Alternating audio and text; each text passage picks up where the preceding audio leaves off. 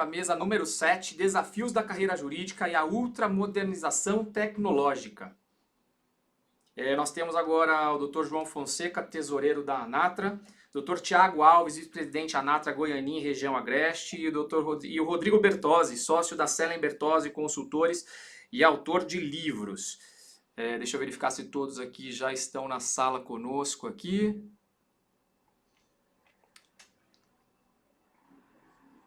Acredito que sim aqui. Então passo a palavra ao Dr. João Fonseca. Dr. João Fonseca, por favor, presidente de mesa. Olá, boa tarde. Estão me ouvindo bem aí? Perfeitamente bem. Certo. Boa tarde a todos. Primeiramente, quero aqui agradecer a presença de todos que estão acompanhando nosso evento, certo? Irei apresentar nosso conferencista, Dr. Rodrigo Bertozzi, sócio da Selen Bertozzi Consultores e autor de 21 livros, estrategista em mais de 700 bancas, pioneiro no marketing jurídico desde 98, cofundador do Instituto Internacional de Gestão Legal, autor de 21 obras, entre elas Marketing Jurídico Essencial, A Nova Reinvenção da Advocacia, Marketing Jurídico e os Neurojurídicos, A Nova Era das Marcas Jurídicas, Marketing Jurídico, o Poder das Novas Mídias, a Advocacia e as Leis do Relacionamento com o Cliente, administrador legal, MBA em Marketing Pleno e professor e palestrante. Professor, o senhor está com a palavra. Bom, tudo bem, João? Muito obrigado. Ao Afonso também, muito obrigado por todo o convite. Ao Tiago, sejam todos bem-vindos e quem está nos vendo também. Mas vamos começar logo, né, que todo mundo quer. E eu diria que a primeira questão a ser comentada é a advocacia de agora, ela precisa avançar para a tecnologia. Não tem mais discussão nisso.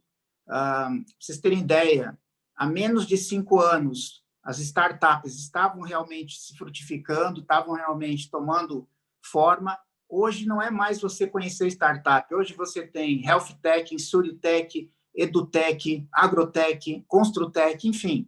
Assim como a medicina e o direito, as startups foram se diversificando também, né? Então, você pode ter uma advocacia que pode, por exemplo, entrar a fundo na questão das agrotechs. Hoje, se a gente pegar a opinião de quem trabalha na indústria do agronegócio, são mais de 80% dizem que vão investir nesse tipo de tecnologia. Ora, se eu sou um advogado que estou ligado ao agronegócio, eu preciso fazer o mesmo movimento, conhecer as tecnologias, né?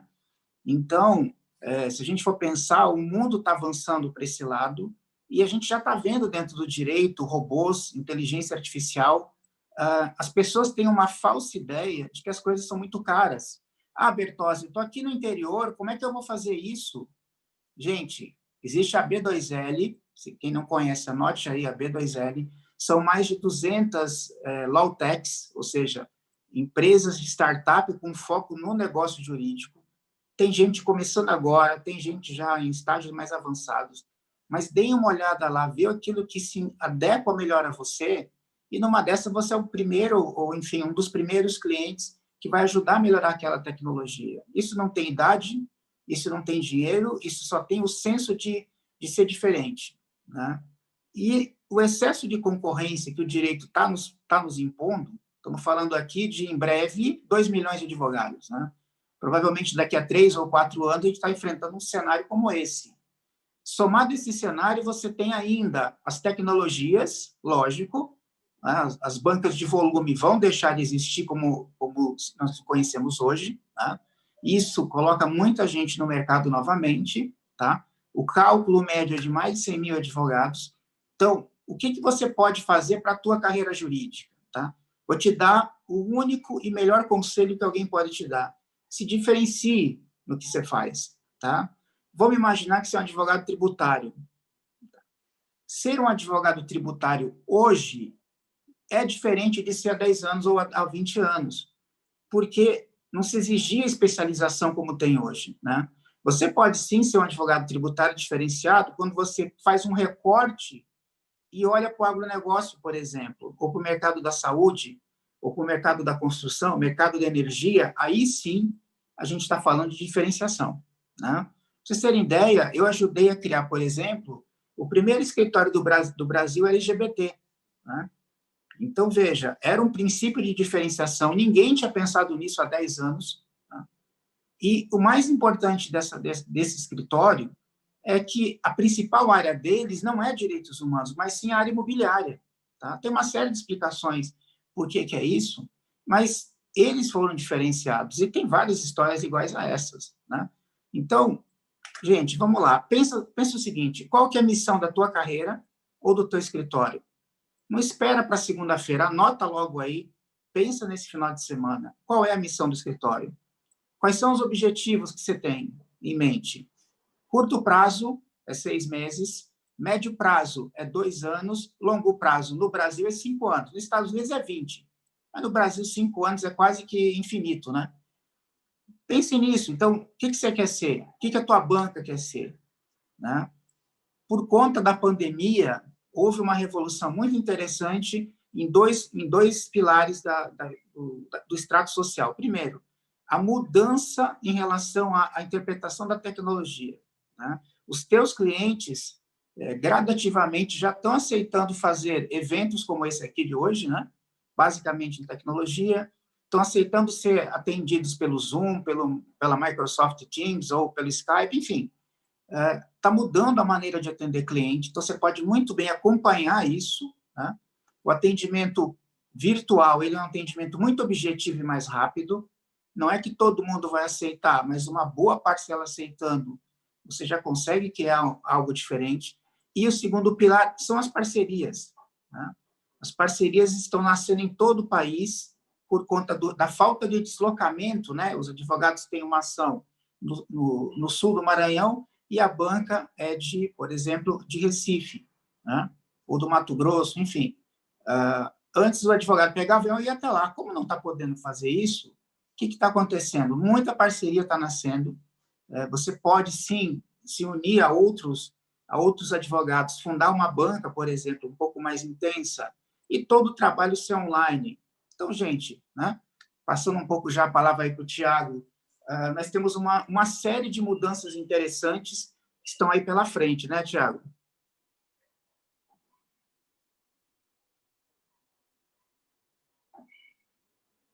O seu áudio, Tiago, está sem áudio. Está sem áudio, Tiago. Estão ouvindo agora? Agora, Tiago, pode falar. Doutor Tiago é vice-presidente da Comatra Goianinha, nosso vice-presidente da Anatra em Goianinha, e vai ser nosso debatedor nesse painel, nessa mesa. Com a palavra, Tiago. Uma boa tarde para todos, eu os cumprimento.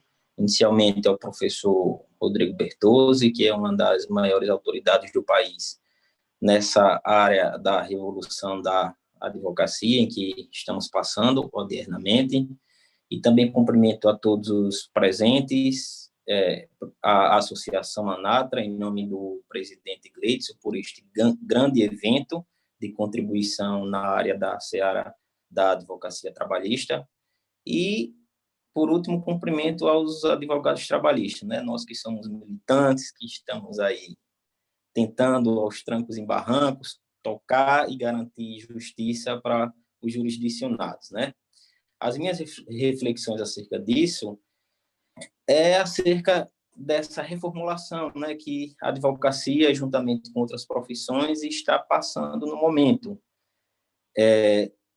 E esse cenário da pandemia nos trouxe determinadas situações que nos exigem uma reformulação, uma readequação de posturas.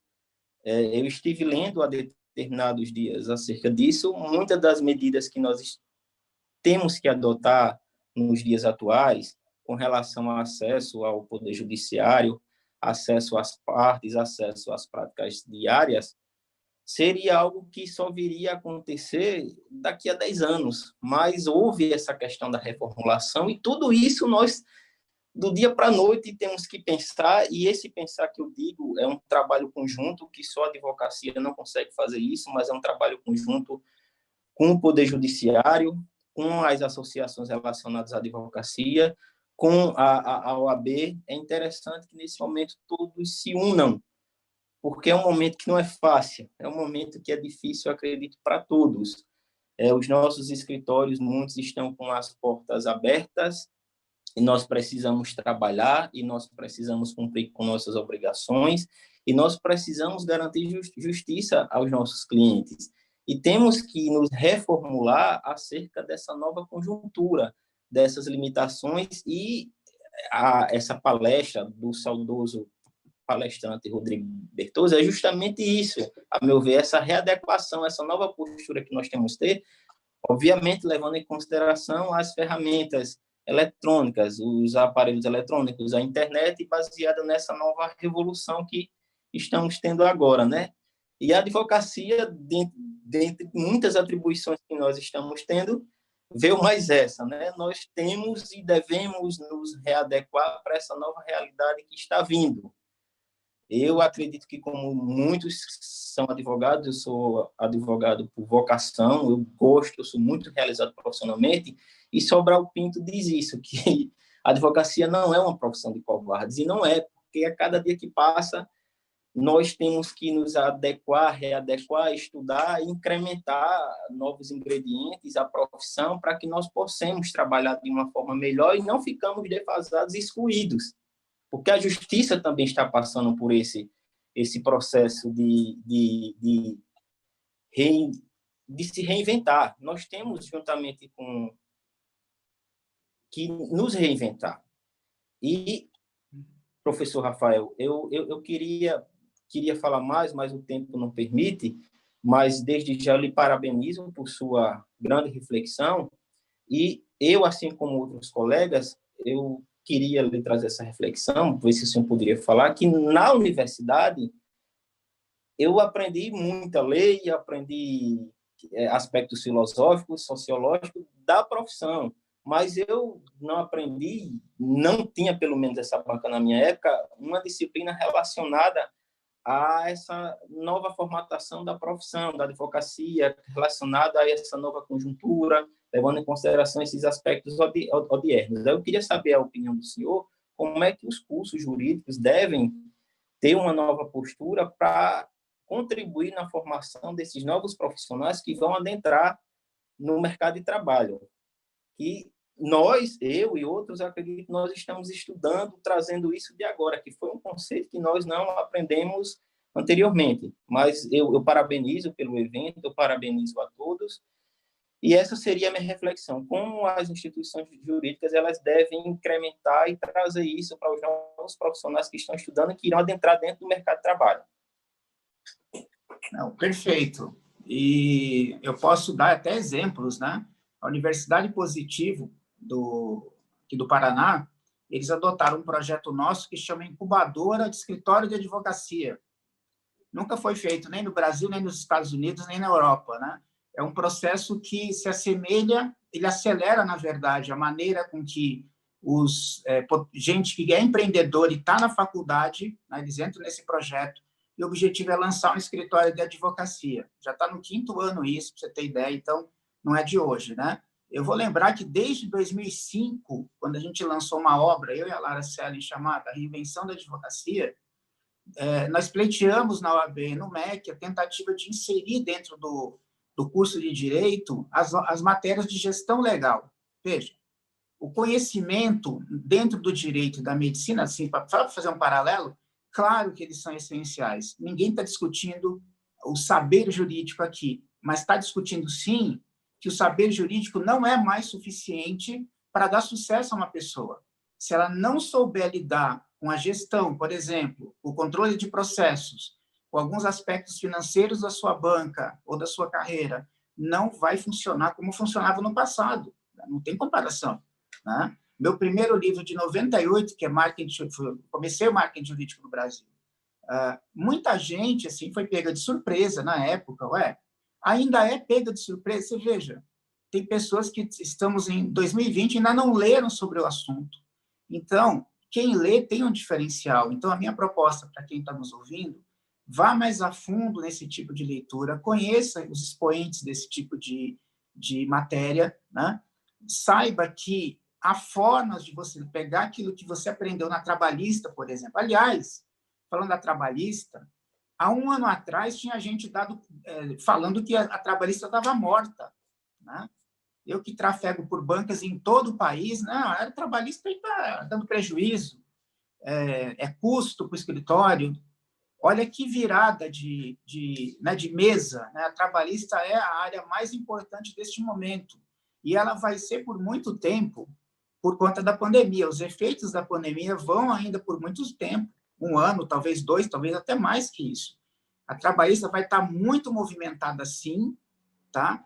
Muitas demissões, muitas empresas com problemas, então vai ter tanto contratação na sindical, na pessoa física e na empresarial. Você tem trabalho para todo mundo, sim. Agora, como que você vai fazer a interligação entre aquilo que você conhece para chamar esses clientes? Tá? Esse é o papel do marketing jurídico. Né?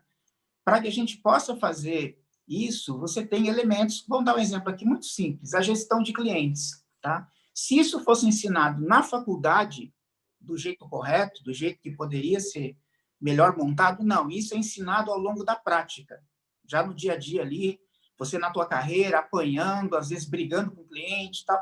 Gente, o cliente é o principal motivo pela qual mudou a advocacia. Tá? Não tenha dúvida disso. A advocacia ela só mudou porque o cliente se tornou mais exigente, o cliente quer mais relatório, quer mais satisfação. E isso obrigou as sociedades de advogados a se adaptarem. E a trabalhista, do mesmo jeito, ela não escapa desse tipo de correlação. Né? Então, veja, nós temos grandes advogados trabalhistas nesse país, tá? Alguns estão falando hoje, né? A Natra faz um trabalho espetacular.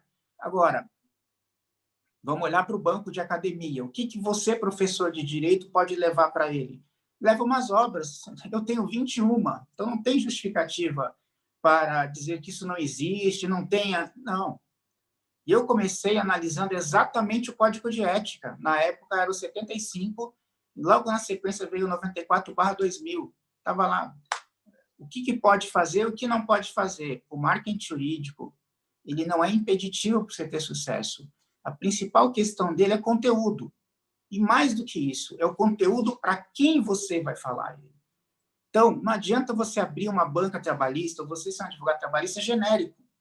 Dá nome para a tua advocacia. Não, Bertozzi, eu sou trabalhista no segmento metal mecânico, eu sou trabalhista no agronegócio, eu sou trabalhista no mercado da construção. Tá? Não dá tempo de explicar a teoria das múltiplas marcas agora, lógico que não dá tempo. Mas você pode tanto ter o atendimento genérico na tua banca, estou falando trabalhista, tá? O genérico da tua banca, como você também pode ter, né, como se fosse uma gaveta, como se fosse um armário com várias gavetas.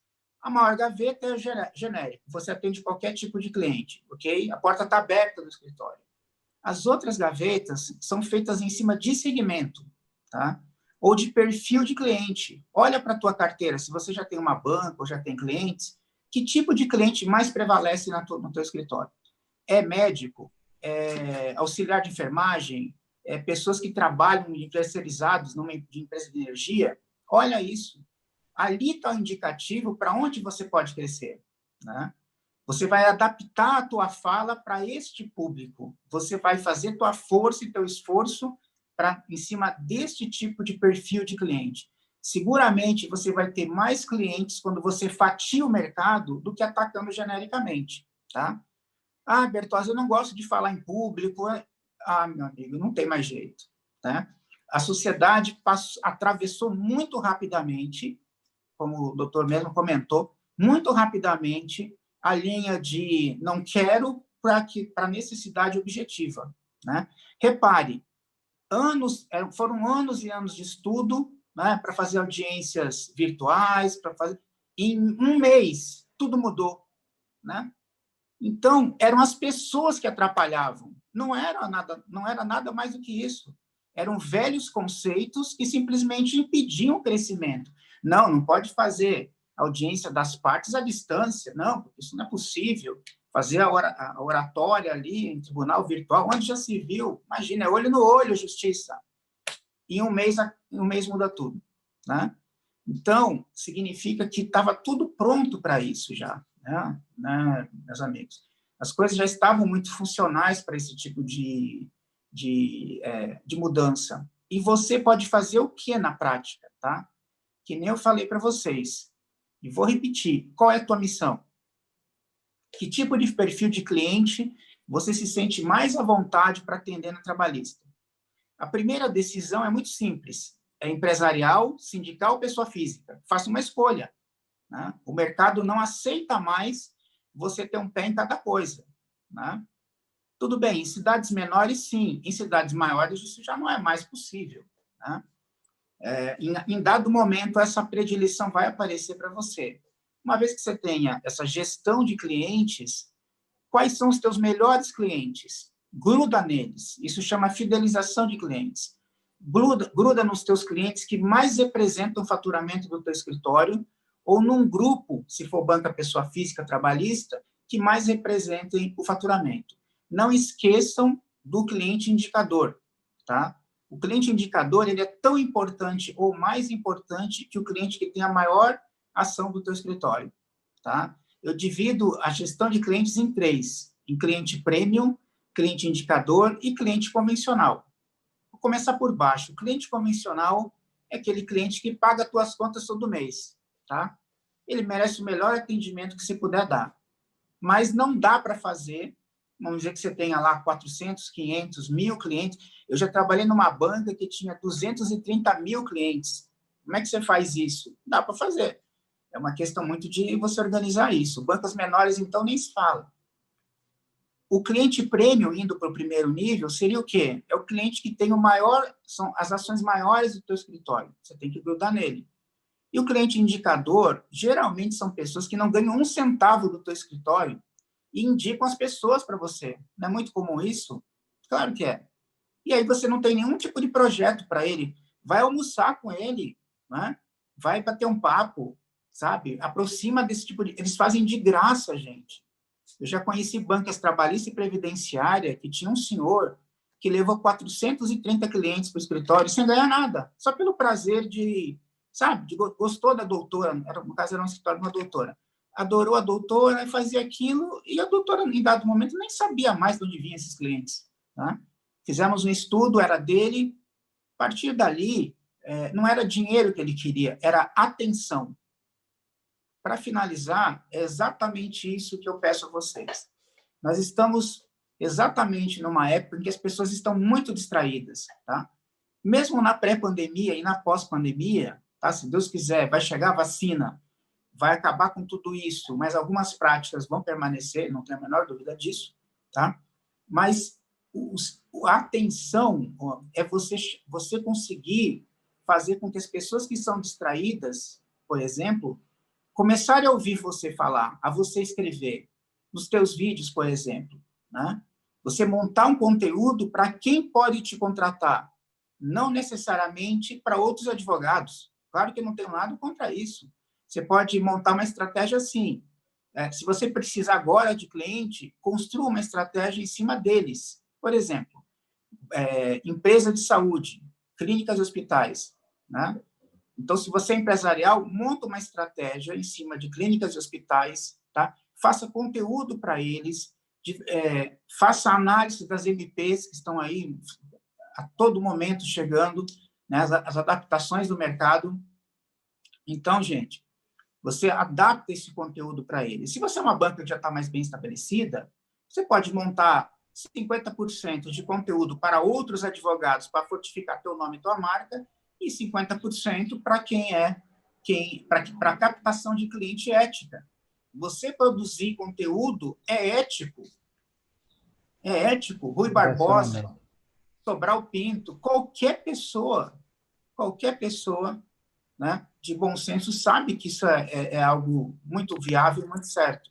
Mas você precisa tirar a linguagem excessivamente jurídica. Você precisa se adaptar a cada cliente, a falar como ele, né? Veja, a gente está falando aqui de marketing one-to-one, de permission marketing, de várias questões em inglês, mas eu jamais uso em inglês. Porque eu acho que eu tenho que falar algo que seja simples de quem está me ouvindo, poder adaptar isso para o seu escritório. Então, o linguajar jurídico, né, excessivo, aquele buscado, que fique, de fato, para tribunais, se é o caso. Né? Mas, na relação com o cliente, não. Fale a língua dele, seja atencioso, né? Chame a atenção do mercado para o seu escritório. Muito obrigado, meus amigos. Era isso que eu tinha para dizer para vocês. Passo a palavra para o João, né, João? Obrigado. Isso. Nós temos poucos minutos. Doutor Tiago, tem alguma dúvida, alguma pergunta a fazer, acrescentar algo? Não? Tá sem som, Tiago.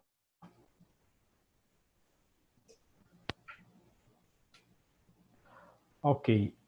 O que acrescenta, muito importante, suas ponderações, e nós vemos isso, estamos vivenciando isso agora, nesse momento da advocacia, nesse momento de pandemia, que é utilizarmos das ferramentas eletrônicas, nos modernizarmos eletronicamente, vamos dizer assim, para exercer nosso papel. A exemplo, eu tiro de colegas de outros estados que estão fazendo, por exemplo, sustentação oral no tribunal, a segunda instância, por videoconferência. O que antes não era permitido na questão das audiências, porque as audiências eram presenciais, ele teria que vir do Rio Grande do Sul, de São Paulo, para o nosso estado fazer isso. Mas, diante dessa nova, desse novo parâmetro, dessa nova realidade vivenciada pela advocacia, está se permitindo isso, né? E a questão da tecnologia é bastante viável para o desempenho desse papel. Então, exemplos de colegas aqui da nossa cidade, a 200 quilômetros da capital, no interior do estado, que hoje estão morando em Portugal. Doutora Alcione Sumar, e exerce o papel dela lá como advogado, nos processos dela, de lá, perfeitamente bem. Então, assim, é um caminho sem volta. Na verdade, o que nos resta é nos adaptarmos a ele, enquadrarmos nos seus posicionamentos, na sua regulamentação, mas não dá para voltar. Agradeço ao Dr. Rodrigo Bertozzi pela sua excelente palestra, nos engrandeceu bastante nosso conhecimento, nosso conteúdo, com suas palavras, com suas obras, certo? Muito obrigado, fica aqui um agradecimento em nome da ANATRA pela sua participação. Ok? Devolvo a palavra a Afonso. Muito obrigado, agradeço a todos, um abraço, Rodrigo. Inclusive, sou coautor de uma das obras do Rodrigo, aqui, Advocacia do Futuro, não é? Estamos juntos lá. Ótimo. Muito obrigado, um abraço a todos, obrigado pela participação. Vamos então ao próximo painel.